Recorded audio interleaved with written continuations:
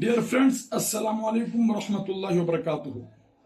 ఇస్లాం ప్రపంచ దేశాల్లో ఇంత వేగంగా ఎలా విస్తరిస్తున్నది, దీనికి కారణాలు ఏమిటి అనే విషయం మీద మనం చర్చించుకోబోతున్నాం. మొట్టమొదటి మరియు ప్రాథమిక కారణం ఏమిటంటే, ఇస్లాం సృష్టికర్త అయినటువంటి అల్లాహ్కి ఇష్టమైన మతం. కర్త యొక్క మద్దతు మరియు సహాయము పొందినది.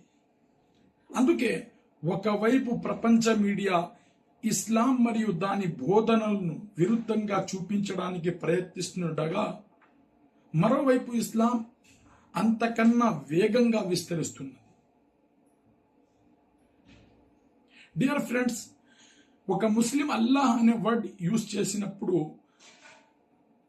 అతని ఉద్దేశం ఏమిటి మీరు తెలుసుకోవాలంటే, అపోహలను తొలగించుకోవాలనుకుంటే ఈ వీడియో చివరలో ఎండ్ స్క్రీన్లో అల్లాహ్ గురించి 2 వీడియోలు పెట్టున్నాను, తప్పకుండా చూడండి.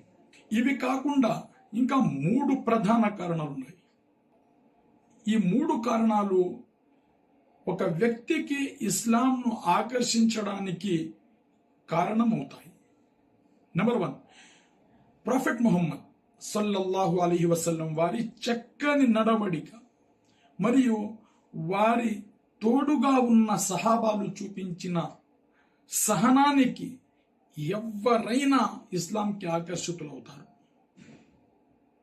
నేటి కాలంలో కొంతమంది ఫిలిం ఇండస్ట్రీ నుండి ఇస్లాం నేర్చుకుంటున్నారు, యూట్యూబ్ నుంచి ఇస్లాం నేర్చుకుంటున్నారు, చరిత్రను తారుమారు చేసి రాసిన బుక్కుల ద్వారా ఇస్లాం తెలుసుకుంటున్నారు. కానీ ఇస్లాం బోధనలను నిజమైన మరియు విశ్వసనీయమైన గ్రంథాలలో చదివి చూడండి, మీరు కూడా తప్పకుండా ఆకర్షితులవుతారు. నెంబర్ 2, ఇస్లాం ఒక సంపూర్ణ మరియు సమగ్ర మతం. బిడ్డ పుట్టినప్పుడు అజాన్ ఇవ్వడం నుండి సమాధిలో దహనం చేసే విధానం వరకు ప్రతి దశకు సంబంధించిన మార్గదర్శకాలు ఇస్లాంలో ఉన్నాయి. తినడం, నిద్రించడం, కూర్చోవడం, మాట్లాడడం అనే బోధనలు కూడా ఇస్లాంలో.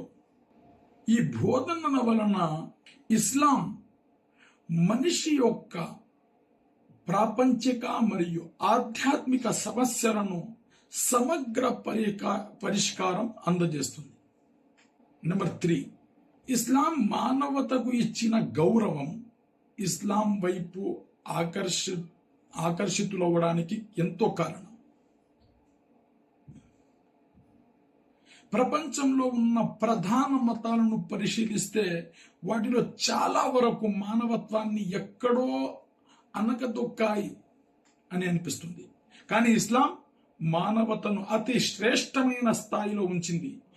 మనిషి ఇతర సృష్టి ముందు తల వంచకుండా సృష్టికర్తకు మాత్రమే సేవ చేయమని ప్రోత్సహించింది.